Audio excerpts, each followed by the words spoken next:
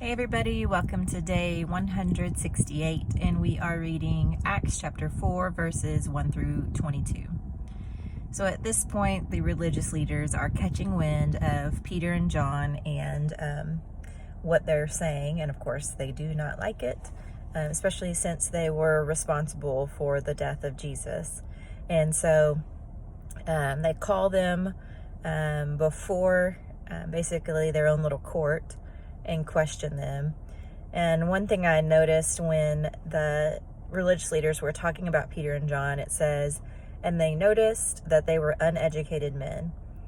And what stood out to me about this is basically who all of us are, unless we have a seminary background, we've gone to Bible college, then when we study the scriptures, we can do our best to read commentary or listen to commentary or figure out, what the Bible is telling us. But in the end, technically, we are uneducated in that way.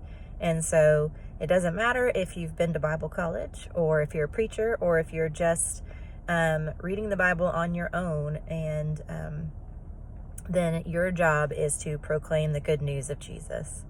And so we don't need to rely on preachers and professors to share the gospel with others. It is still our job to be bold in that way.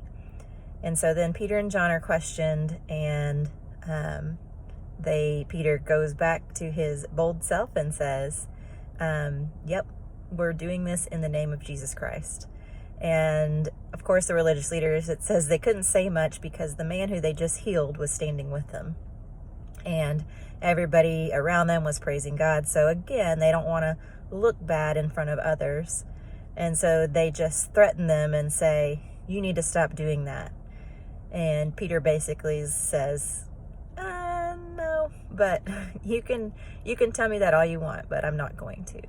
And so just a reminder that in this time, they were still trying to censor people and what they were saying and what they were allowed to talk about and how they were allowed to talk about it.